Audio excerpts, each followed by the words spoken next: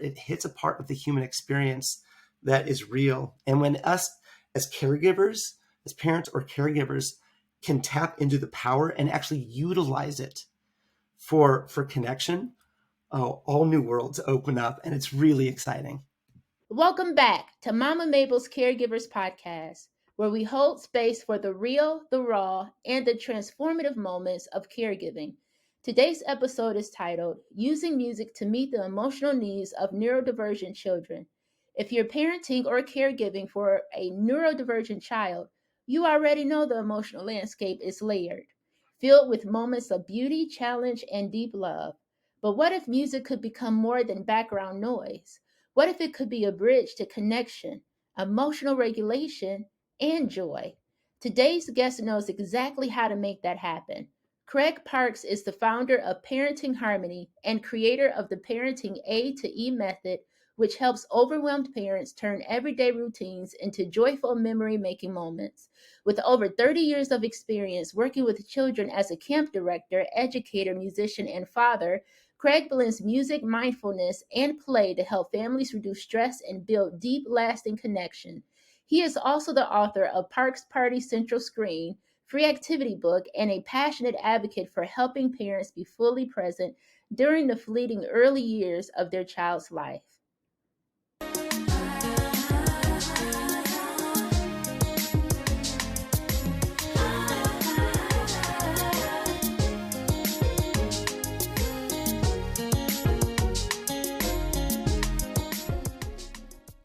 Hello, Craig. How are you?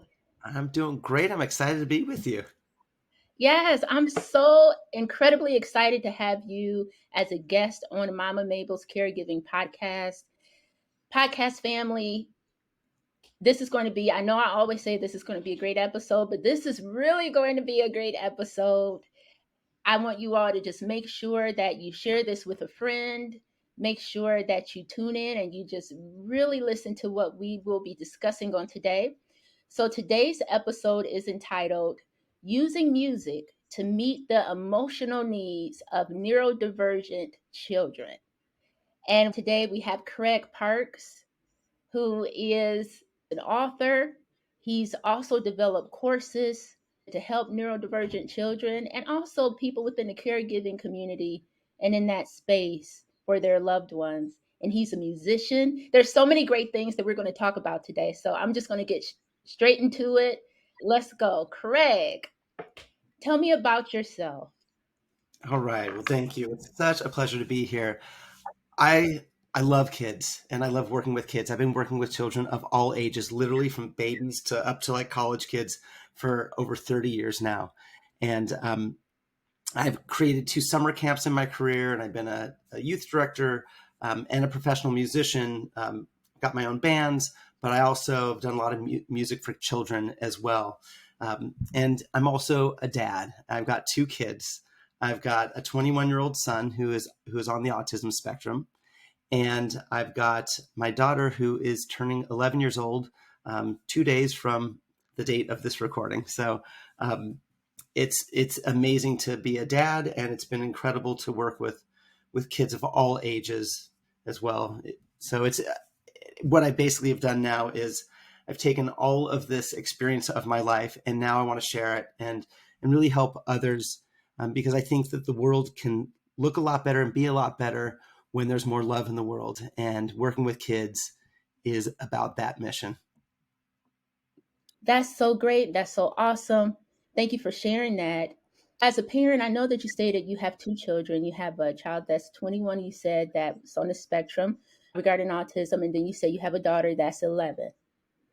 As a parent who has children, including a child that is on the spectrum, how has your experience been with that? Uh, it's challenging. I'm not going to lie. I think anybody who has a kid with special needs, like if we're going to be really, really honest about it, it's not necessarily what we dreamed about. And then when it happens, there's an adjustment, right? Because the first time you become a parent, you have a vision of what you think it's going to be, and then all of a sudden, like, you get what you get, and you have to readjust. And we've had to do it. And it's been challenging, but it's also been extraordinary, and it's been enlightening, and it's been educational and inspiring and joyful and hard. It's been all of those things. Um, my son is he's an amazing, amazing soul. I mean, he's also a musician, right? And music is one of the ways that him and I have such a deep connection. There's other ways too, but you know, when my son, he was diagnosed like really, really young, and he was diagnosed as at risk at like 17 months. So by 18 months, he was already getting therapy, occupational therapy and speech therapy and ABA. There was all the floor time. There was just a lot happening, and it was scary because he wasn't talking. He didn't have words, and he didn't talk till he was well past the age of 2. But one thing that was interesting was that he was singing before he was talking. I'll never forget, Talisa, he was in his crib one day, and I just gave him a little kiss and walked away. I maybe put him down for a nap, and all of a sudden I hear, and I'm like, oh, that's a melody. That's the ABCs, and he was fully singing melodies. And it's like, I'll just never, it still gives me chills to think about it. Right. And the other thing when he was young was that he got his first drum set like shortly before he turned the age of 3, and he sits down with this little drum set, and he's like, doom, pop, doom, doom, pop. He's playing a full-on legitimate beat, and I was like, whoa, it was amazing. Yeah, and I had been playing music for him even when he was in utero, right? And I always have guitars around and always playing music. So but the music is in him, and was in him from the start in a way that is very, very special. And so we've played a lot of music together. One of the things that we did when he was a teenager is I started this thing called Parks and Pals. Parks is my last name, and I brought in different professional musician friends of mine with the goal of doing a #1 hit song with my son Jonah on the drums, starting from 1958, and the goal was to get to modern times.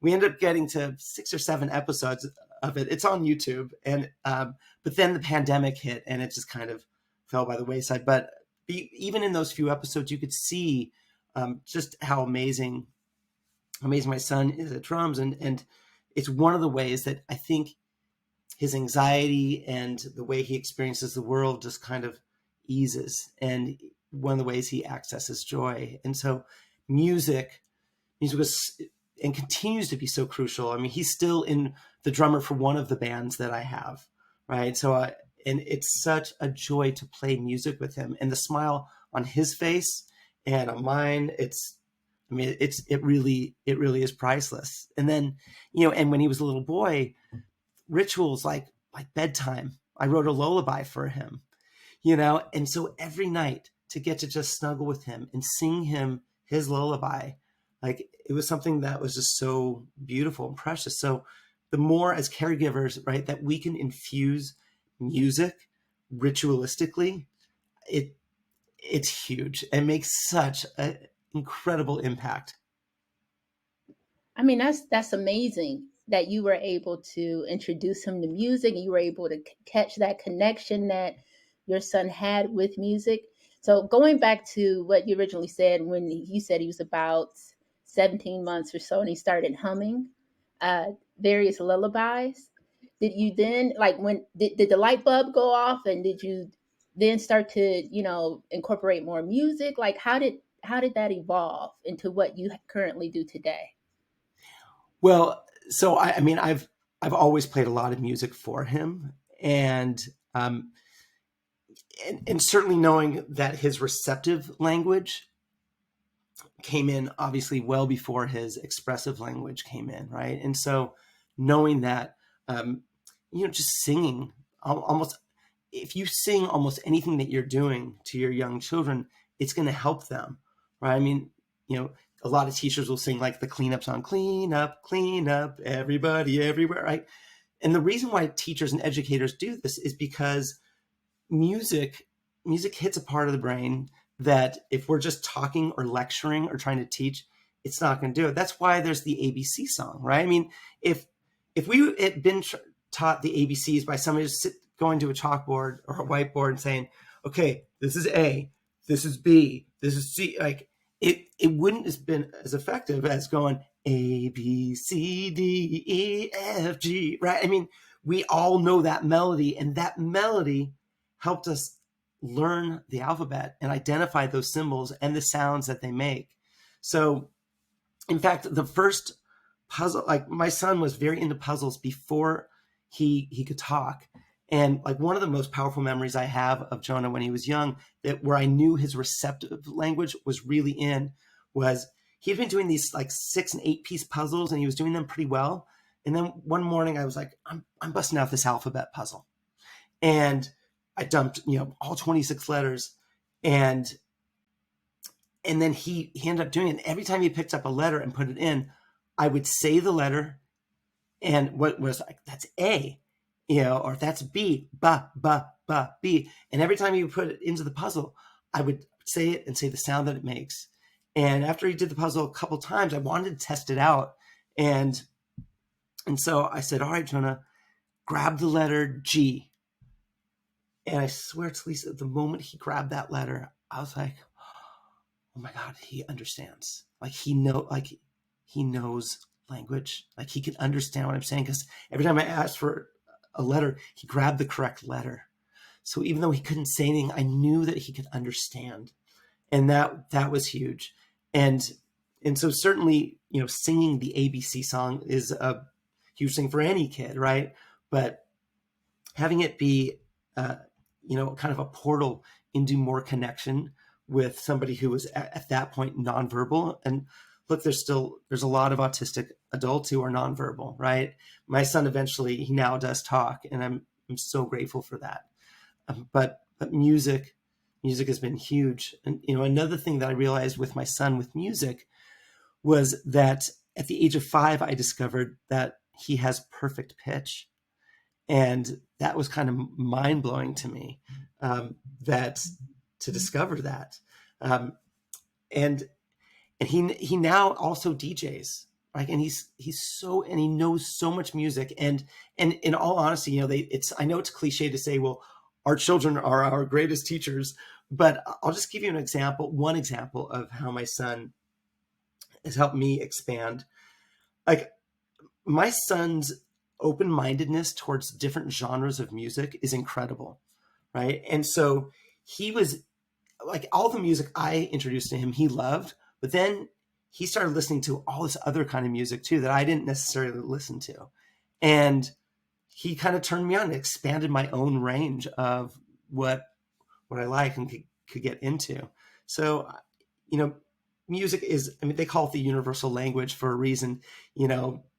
It connects all generations, and it connects different cultures, but every human being, no matter where you live on the planet, every culture, right? Even they find in the most deep in the Amazon, the most indigenous people who have no time, they find that there's music in every single culture. It hits a part of the human experience that is real. And when us as caregivers, as parents or caregivers, can tap into the power and actually utilize it for connection, all new worlds open up, and it's really exciting. So you were saying that basically you had introduced your son to music just from the very beginning. So had different type of music to listen to, and that evolved. So my question is, when did you get to a point where you really noticed that music was really helping him and that this is something that could possibly help others? Well, that I noticed even before I had any inkling that he was even on the spectrum, because, and this is a true story, and it still kind of blows my mind.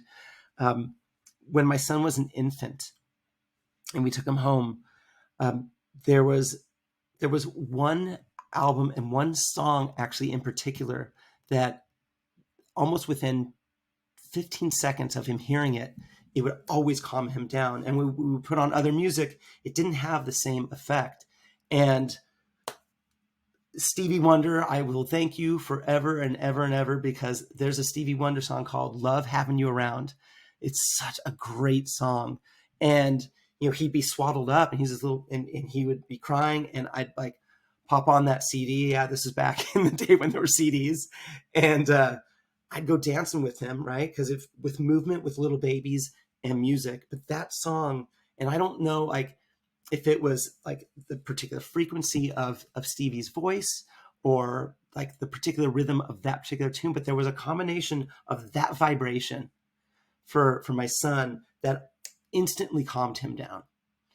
And so I noticed right away that music for him, like, really, it settled him. It helped him. Later on, one of the challenges that we had with my son, and to some degree there's still that going on, is his ability for emotional regulation when he gets frustrated, or when something takes him by surprise. And so for him to be able to go and put on headphones and put on his favorite music is something that actually regulates him. So to actually use music as an emotional regulator, which is a healthy coping mechanism, right? And so that we learned early on, like 4 or 5 years old, he would have huge meltdowns. And you give him the choice, like, you want to put on this song or this song, right? So he'll get into a song or music, and it could just help him get back to a baseline of emotional regulation. In addition to being a dad, like I said earlier, I've been working with kids for well over 30 years. I've created 2 summer camps, and I've had a lot of kids with special needs come to my camps, and where they did not have success at other camps. And I noticed that oftentimes music would be a conduit for these kids to be successful, right? I remember there was one camper who, I know in other places he was often teased at other camps or whatever. And like my camps, like was all about like kindness, and like celebrating each unique individual. And in fact, one of the songs in my course is called Give and Get, and it's about special needs. And when you get down to it, like, we all have some special needs. Every single one of us have something, right? And so that we need to build up our compassion and for one another, so we can build a more joyful, harmonious world. But this one particular kid, I know he was a little bit awkward, and but he loved Journey, and he loved the song "Don't Stop Believing," right? And so, like, giving this kid a microphone and putting him up in front of the camp when he could be, and having everybody just like, woo, cheer for him and applaud for him, where he felt seen and celebrated, right? And what was the vehicle? Music, a song, right? And so, there's another kid who, the camp that I ran was like the only safe place where he felt seen and understood. And he loved dancing, like really loved dancing. And so I'd put him, would pop on a tune, and I'd let him dance in front of the whole camp, at our morning circle time. And man, we would all just go crazy and nuts for him and applaud him. And he would be seen, and this is a kid who had very, very hard time connecting socially because his autism really impacted him a lot. But so whether it's singing, whether it's movement and dance, the vibration of music can lead us, right? If we know how to use it, for acceptance, for love, for connection, for joy. And whether people, are on the spectrum, or they have Down syndrome or cerebral palsy. I mean, I've had kids with all sorts of special needs. Music is a conduit. And so if we're not utilizing it, we're not utilizing one of the greatest tools we have available to ourselves. And that's one of the reasons why I created this course, Parenting A to E, because I want parents to understand, man, you want to build happy and positive memories. You want your children to look back on their childhood and remember distinctly some things. Music is one of the keys. So I have all these songs. I wrote these 14 songs so that the everyday things like washing your hands can now be like a memorable thing. Like the lullaby, bedtime can be really memorable. I wrote a song called Wake Up, so that just getting up in the morning now, man, you do these things ritualistically, and your children will remember, guaranteed, these beautiful moments of connection with you. That's awesome, podcast family.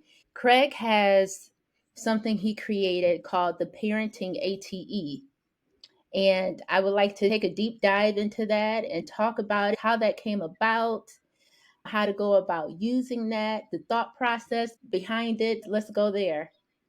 All right, let's do it. So I know that it could be like parenting A to E. What is it? Wouldn't it be A to Z? So the A stands for affect. And our affect is essentially the physical manifestations of our body and our voice. So how we basically use our body and our voice. Because if you think about it, all we have in this world that we're walking around with is this body and this voice, right? That's our vehicle. And if we understand how to use it and our affect, then we can get to the E. And the E is the effectiveness for the kind of relationships that we want: connecting, loving, trusting, sweet, joyful relationships. So if we want to get to the E of effective relationships, if we can master our A, our affect, then that is it. And so I ended up, I've trained so many people how to work with kids. And so I've taken a lot of what I've learned and what I've taught. And also with all the people who I worked with my son when he was younger, we worked with so many specialists. And I saw what was effective with my son, but with also all the thousands and thousands of kids I've worked with in my career, and training others to work with kids and seeing how effective they were after they've been trained. So I'm like, you know what? I now want to expand this. I want every parent to have this information, because for those of us who work with kids, we may know these things. It may come second nature to us, but for a parent, you may not know that something as simple as actually physically lowering your body can make an enormous difference, right? And so the first module of the course is actually teaching how to use your head, how to use your hands, your arms, your shoulders, your body, and your voice, inflection, tone, pitch. And so I teach all of these things so that you can watch these short videos and instantly use them to connect with your child. So then the first module is this philosophy, it's a mindfulness approach. Like, how mindful are we of our volume, of where our body is in space, of, you know, how we're using our hands and our facial expressions. And once we get that education, we can utilize it. So the second and third module is to use our affect in the second module with songs. And really, as a parent, like, for whatever reason, I always think about what my children will, when they're older, when they look back, how will they view their childhood? And I really, really want their childhood to be filled with a lot of joyful, beautiful memories. And I know that music from my own childhood, because my dad worked really hard, often 7 days a week, I didn't have a lot of time with him. But one of the memories I do have with my own father is that when he was around, he'd pop on music and put me up on his shoulders and go dancing around. And I distinctly remember that. And so I have these 14 songs that are really built for, again, turning the mundane of everyday parenting. Because most days of parenting are not the days at Disneyland, right? Those are special days. You'll get those. They'll remember that. But most of parenting is waking them up, making sure they're eating, giving them a bath, making sure they're washing their hands, bedtime, bath time. How do you make that special? How do you make that memorable? And that's what my course is about. And so these songs are those everyday kind of moments, right, for play and for these rituals that we do every day. And then the third module are these 10 super fun activities that you could do with your child too. So, and then I got bonus material, bedtime rituals, how to make bedtime really special, and bath time as well. And so this course is designed for parents who want to be able to just quickly, like, again, these are not like 30, 45-minute videos. These are like 3 to 5 minute videos. And then the songs, I have the recordings of the songs, and then there's a video of me with explaining how to maximize the connection in using these songs. And then there's also a PDF with the lyrics and the connection points. So it's very, very easy, not real time consuming. And you like watch it, boom, you could use it right away. And I do know for a fact that when you do things ritualistically, your children will remember. Like my first grade year, I don't remember much about my first grade year, but what I do remember is Dear Mrs. Andrino would end every single day with the same song. So here I am, decades later, and that's the thing I remember. Goodbye, everybody. Yes, indeed. Yes, indeed. It's like the reason I remember it is because she did it every day. It was a ritual. If she had only sung it once, it would not get stuck in this noggin of mine, right? And so if we do things as a ritual with our children that are joyful and it's music related, woo, you're in for a great time with your kids. And they're going to grow up and they're going to remember so much sweetness with you. So, and that's what I want to give to parents now. Yes, yes, that's beautiful. In addition to that, podcast family, by you incorporating these rituals, this is something that will also help your children as well. It'll help them to get into the routine of the simple things that you want them to be able to do. So that's really awesome. And to your point, like I remember until this day, like I remember my Sunday school teacher, because you took me all the way back. My Sunday school teacher made up a song, and I had to be about 4 years old. And we would all sing this song that my Sunday school teacher made up. And she wasn't a good singer, by the way. She wasn't in the choir or anything like that. But the song that she made up, she would always sing to us and have us sing along with her. And so here I am, grown, and I still remember that song. And I Yeah, remember totally. exactly when we used to sing it too. Yeah. So I think that's really awesome. I And really, yeah, and Talisa, one thing that you mentioned, I'm so glad that you did is there's maybe a lot of parents or people who are listening to this podcast who are thinking, well, Craig's a professional musician, he can sing. Like, I have a terrible voice. The thing that I want parents to really know is that your voice to your own child is the voice of love.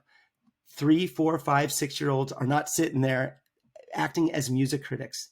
When you lovingly sing to your child, they are not going to sit there going, oh, I don't like that song because your voice is terrible. No, they're going to just melt into you. So get over your own, like role model what it means to actually like go outside of your own comfort zone. And if you're not comfortable singing, like your children are the best people to like get out of your comfort zone with, and knowing that you're going to create even deeper, more joyful connection. So don't judge your own voice. Your voice is the voice of love to your children.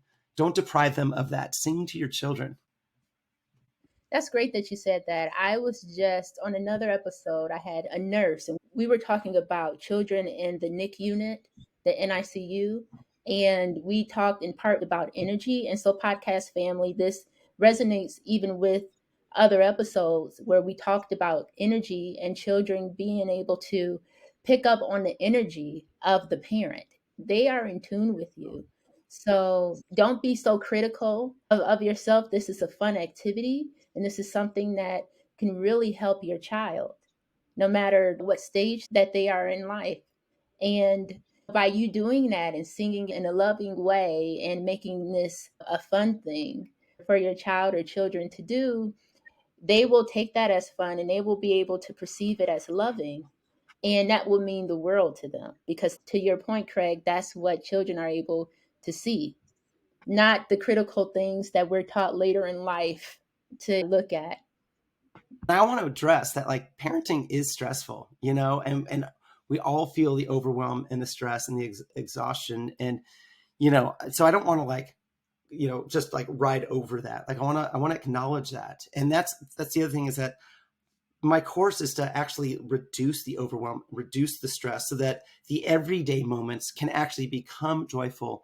Like bath time and bedtime can be stressful times if your kid is resistant to doing it. But what I found is like this bath time song I wrote, like my kid was like Cool. I know I'm going to get this really silly song and get some great sweet attention, and bedtime, all the rituals that I did with my kids, it was like they didn't hate going to bed because they knew they were getting some real focused, sweet, loving attention. And when my kid was 2 and learned to say the word no, like that could be a very stressful time for parents when your kid's like, no, get in the car. No, would you get your shoes on? No. And like I found myself getting frustrated. I ended up writing a song in the moment called "My Favorite Word Is No," and it's one of the 14 songs. And what was great about this, Talisa, was that it's a silly and it's a fun song. It was born out of frustration, but what was great is that there's so much humor in this song that it took my daughter out of the defiance mode, and we would laugh together. And so, like that's an example of how music can also, ease tension and stress and overwhelm too. To your point, it can. And this is something that is very loving and something that parents can incorporate during their quality time with their child or their children. This is something that your child will like because when you give your child your time and you come at them in a very loving way, no matter what has happened during the day and no matter, where your child is at developmentally wise, this is something that they will still love and cherish because they'll be able to read the energy and feel the energy from you. And they'll also still appreciate the time that you're giving them. Podcast family, this is great. So, in terms of where you can find this information and his courses, Craig's courses, he has a website called parentingharmony.com. So, tell us more about your website. All right. So I actually have an ebook called How to Stress Less and Have More Fun with Your Kids. So that's available on the website. And there's also more information about me and my history, but also it's where you can go to get the course if you're interested in the parenting A to E method from stress to smiles. And for any of your listeners, Talisa, who are inspired and they really, really want access to this course, they can write to me at craigparks@parentingharmony.com, and I will give them a significant discount because I don't want money to be to interfere with parents who really, really want this and to implement this. And they'll also be able to get access to me. And if there's any questions that come up, I'm happy to help and mentor. We'll have a community on a Facebook page as well. So people can have access to me. I really want to support parents. I think that my whole life's work has been with children, and it's how I think that we build a better world is starting with kids who grow up with more peace and joy and connection. So there's that. And then I'm about to release a brand new book called The Parks Party Central Parent-Child Screen-Free Activity Book. And I'm very excited about this because I know for so many parents, they don't want their kids on screens, but sometimes they don't know what else to do. So they'll just like give them an iPad or whatever. So I've got this book of 25 activities that are so crazy and silly and fun, and they're all screen free. And it comes from a show that I did with my daughter back at the beginning of the pandemic when she was 5 years old. And we did this weekly show it was comedy and music, and we did all sorts of crazy stuff on this show. And in the book, when you read about these 25 activities, what they are, how to do it, then you can click on a link and it'll be a 1 to 2 minute little video of my daughter and I actually doing these silly things. So if you're looking just for really fun things to do with your children, it's about to come out in the next few weeks. I'm just totally amped about it. It's been really fun to kind of go back on these episodes and watch this. Podcast family, that's really exciting. I want to make sure that I reiterate some of the things that Craig Parks has stated. He stated for the podcast family, Mama Mabel's Caregiving podcast family, if you reach out to Craig and let him know that you heard about him through this podcast, that he will offer you a significant discount. And this is something that's great to my parents in the caregiving space for your children, including neurodivergent children. This is something that could be a godsend and that can also help to increase the amount of quality time that you share with your child in a very positive way. So I want to make sure again that you go to parentingharmony.com. In addition to that, you know how I do when it comes to all of my guests? This website will be in the description of this episode. So you can easily click on the website In addition to that, Craig has stated he has a new book coming out. So I want you to make sure to click on the website. Just make sure you keep up with Craig, because when this book comes out, this will be a great resource for you. This will be something that you'll be able to read, learn from, and also incorporate. The name of the book again, Craig? It's the Parks Party Central. So that was the name of the show that we did. We did this live show on, people would show up. We had these interactive games. It was great. There's actually a few of the episodes on YouTube. So if you look up Parks Party Central, there's like 2 or 3 episodes. Anyway, so it's the Parks Party Central parent-child screen-free activity book. So there's 25 activities that you can do with your kid that don't involve any screens, and there's very little resources you need other than like your own selves and the willingness to be a little goofy and fun and playful and silly. In addition, podcast family, to the information that Craig has provided you, I'm also going to incorporate at least one of the YouTube videos in the description as well. So you can just click on it and you can see what Craig is talking about. So that's really exciting. And question regarding the parenting ATE, at what age would you say it would be good to start incorporating this? That's a great question. So I honestly think it's great for parents who are even expecting, because if they can start like from day one of like their mindset around their tone, where they're placing their body, that's great information. Now, some of the stuff in terms of the activities obviously are going to be for later, for like 3 to 6 or 7 year olds. But some are younger. Like even one of the songs is called "Make a Beat with Your Feet," and and I did that when I was giving my children diaper changes. Right, so I'd give them diaper changes. I'd take their little feet and go, "Make a beat, make a beat, make a beat with your feet, make a beat." Right, and so every diaper change, again, rituals. Right, I would sing this song, and my kids still remember that song. Right, they still remember diaper changes because I put this song in there. So even real young children, parents of real young children, can get a lot of benefits from the course from day one.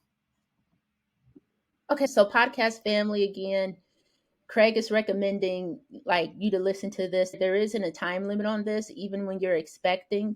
It's good to get into this because it'll give you the opportunity to learn about your spacing, and then you'll even be able to incorporate the songs. You learn the songs and it'll come to you naturally. So when you do, if you are expecting, when you do have your child, you'll already be prepared and you'll already have those songs in your spirit that you'll be able to sing to your baby. And then for the children that are like age 3 and up, as he stated, there will also be modules that you can continue to grow into.